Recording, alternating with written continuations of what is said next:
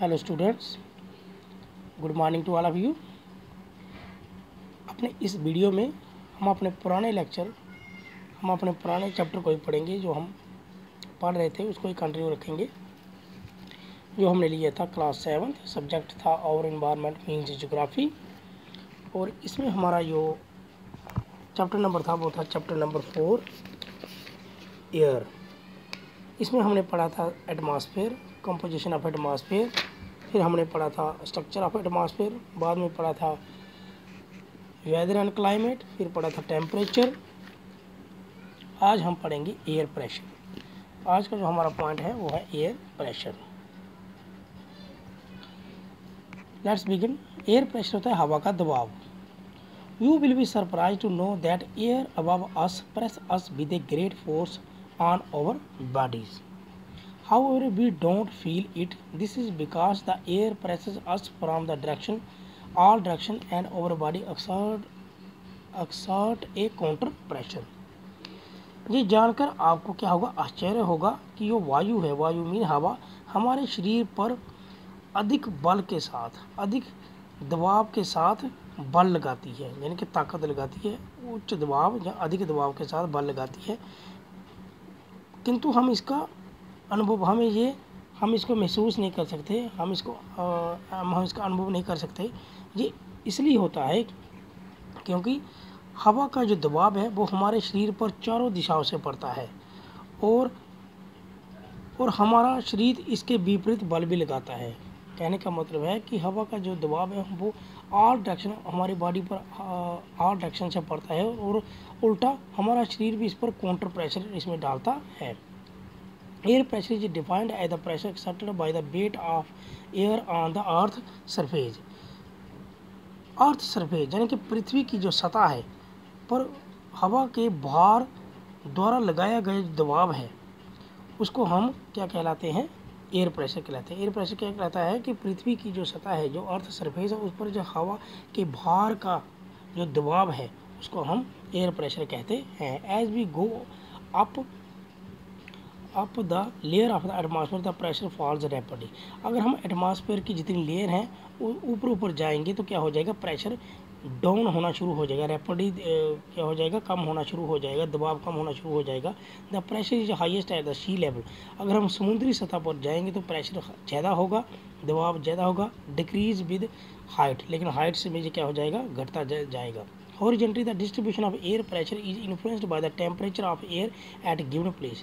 अब air pressure कैसे बनता है कि वहाँ पर्टिकुलर एरिया यानी कि हर एरियाज़ में कैसी हवा है, किस तरह की हवा है, उससे हवा का दबाव बनता है। उसी से हवा का दबाव को हम जानते हैं।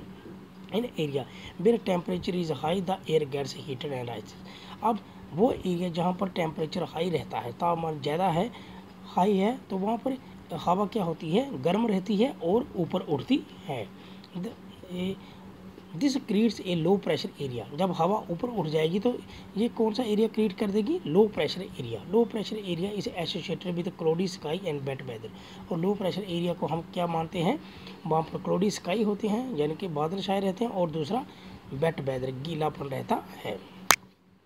इन एरियाज हैविंग लोअर टेम्परेचर। अब जिन एरिया में लोअर टेम्परेचर होता है, हाई टेम्परेचर नहीं होता है, द एयर, वहाँ पर हवा क्या रहती है, ठंडी होती है। Is therefore heavy air sinks and creates a high pressure area.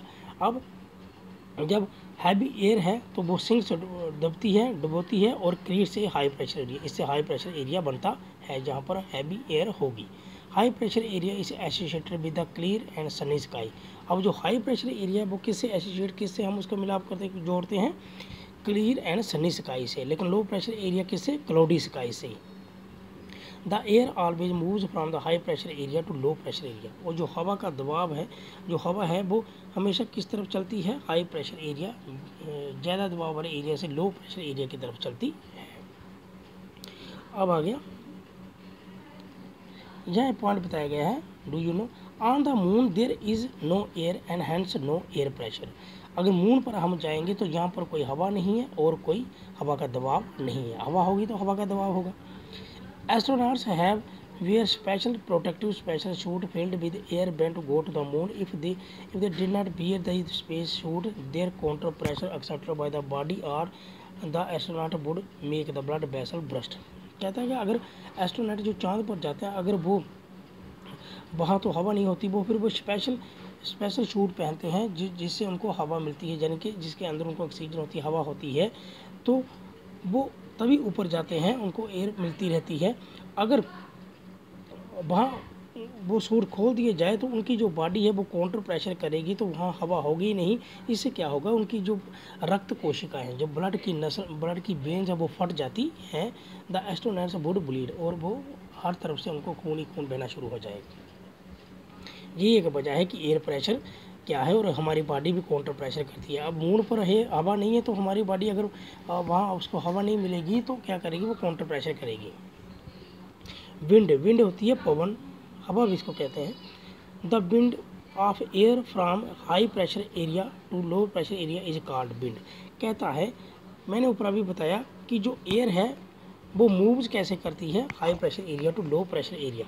जब movement of air low pressure area to high pressure area होता है, high pressure area to low pressure area की तरफ जाता है, मूवमेंट ऑफ एयर होती है, उसकी हरकत होती है, तो उसको हम विंड कहते हैं। जो हवा high pressure area to move low pressure area में जाती है तो उसको हम विंड कहते हैं। You can see wind at as it blows dry leaves down the pavement of upward during a storm.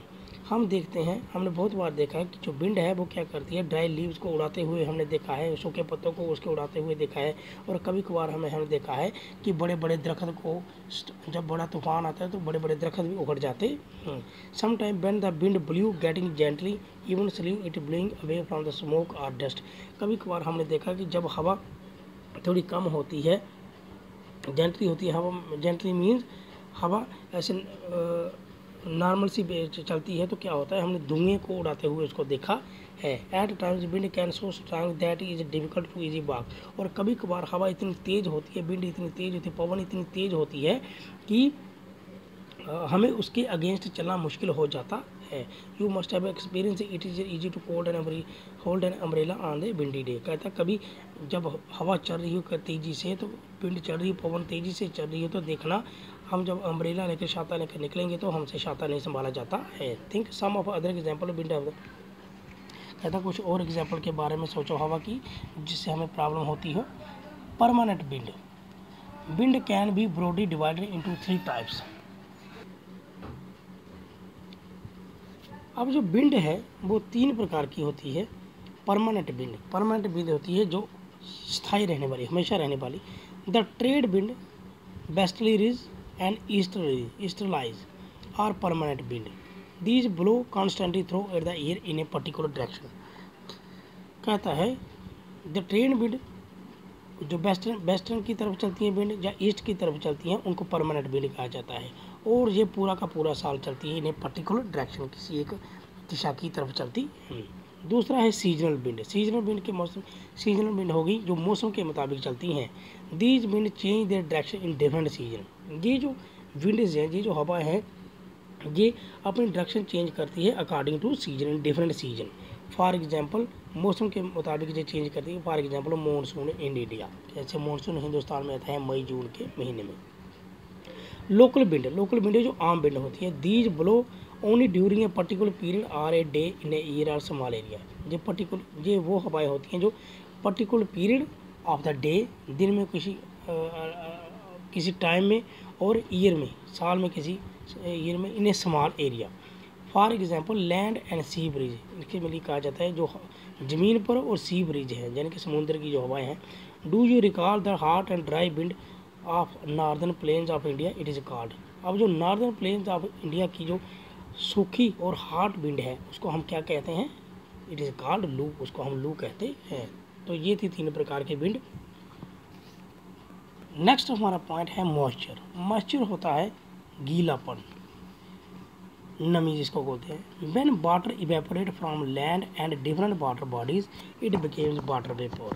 कहता है जब वाटर इवेपोरेट होता है, इवेपोरेट बाष्पीकरण करता है, उठता है ऊपर लैंड से और डिफरेंट वाटर सोर्सेज से, जिसमें पानी रहता हो, वो जरिए water bodies, it becomes water vapour. ये वाटर वेपर बनाता है। Moisture in the air at any time. कहता है हवा में जो नमी रहती है हर वक्त, गीलापन रहता है, इज़ नोन एज ह्यूमिडिटी, उसको हम ह्यूमिडिटी बोलते हैं, गीलापन बोलते हैं। When the air is full of water vapour we call it humid. अब जब हवा क्या होती है, फुल ऑफ वाटर हो जाती है, वाटर वेपर से वो क्या हो जाती है, फुल हो जाती है, बाष्पीकरण से वो फुल हो जाती है, तब उसको हम उस दिन को हम ह्यूमिड डे कहते हैं, नमी वाला दिन कहते हैं। As the air gets warmer its capacity to hold the water vapour increase. अगर हवा गर्म होगी तो उसकी जो क्षमता है वाटर वेपर करने की वो ज़्यादा हो जाती है, यानी कि वाटर वेपर जो ऊपर पानी ऊपर सोखता है उसकी जो कैपेसिटी है पानी वेपर करने की वो ज़्यादा हो जाती है। So it is became more and more humid, तब बिकेम ज़्यादा से ज़्यादा ह्यूमड हो जाता है। On a humid day clothes take longer time to dry and sweat from our body does not evaporate easily.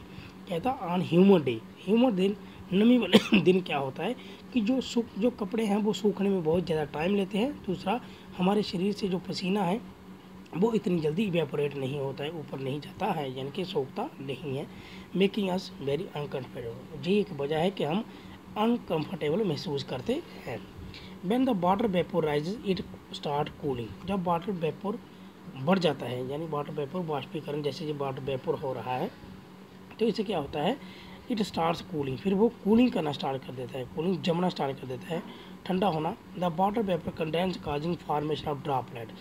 जब कूलिंग होती है तो वाटर वेपर कंडेंस होकर क्या फॉर्मेशन करना शुरू कर देते हैं, ड्रॉपलेट, यानी कि बूंदों की शक्ल, पानी के बूंदों की शक्ल वो तैयार करना शुरू कर देते हैं। Clouds are just masses of such water droplet. अब जो बादल हैं वो इन्हीं ड्रॉपलेट का एक हिस्सा है, बट इन्हीं मासेस जो ड्रॉपलेट सब इकट्ठे हो जाते हैं, जो बूंदें सभी इकट्ठी हो जाती हैं मासेस, इनको हम क्लाउड्स बोलते हैं। When these droplet of water became heavy to float in the air. जब ये जो पानी की बूंदें हैं ये ज़्यादा हैवी हो जाती है, ज़्यादा भारी हो जाती है, पानी की जो बूंदें ज़्यादा भारी हो जाती हैं हवा में, जब जो तैरती हैं, they come to down as precipitation, तब वो ज़मीन पर गिरना शुरू कर देती हैं, उसको हम प्रेसिपिटेशन की कहते हैं। जब ऊपर से गिरने ज़मीन पर आने से आती हैं उसको हम प्रेसिपिटेशन कहते हैं। Precipitation that comes down to the earth in liquid form is called rain. अब जो प्रेसिपिटेशन मीन्स जो लिक्विड फॉर्म में, प्रेसिपिटेशन मीन्स जो पानी के जो ड्रॉपलेट ऊपर से नीचे आते हैं, जब वो लिक्विड फॉर्म में नीचे गिरते हैं तो उसी को हम रेन बोलते हैं, बारिश बोलते हैं। Most of the ground water comes from rain water. जो ग्राउंड वाटर है, ज़मीन पर जो पानी है, ग्राउंड वाटर, मैदानों पर जो पानी है जितना भी, उसको हम रेन वाटर कहते हैं। कम्स फ्रॉम रेन वाटर, इन्हीं रेन वाटर पर होता है, यही वो हवा, यही वो बारिश का पानी होता है। Plants help preserve water. ये जो पेड़ पौधे हैं जो पानी को बचाते हैं, पानी को बचाकर जमा करके रखते हैं। When trees on hill side are cut rain water flood down the bare mountain and cause flooding of low laying area. अगर हम प्लांट्स को काट देंगे, जहाँ हिल साइड पर ट्रीज को हम क्या करेंगे, काट देंगे, हिल साइड्स पर यानी कि पहाड़ों के ऊपर प्लांट्स को, हम दरख्तों को काट देंगे तो रेन वाटर नीचे आएगा, फॉल्स डाउन होगा पहाड़ों से, और वो क्या करेगा, फ्लड की शक्ल ले लेगा। और फ्लड कहाँ पर आएगा, low laying area, low laying area जो नीचे एरिएज हैं।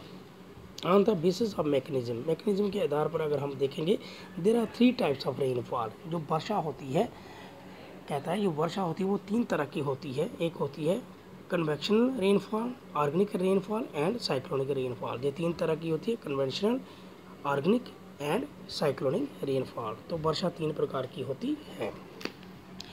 नेक्स्ट है, rainfall is very important for the survival of plant and animal.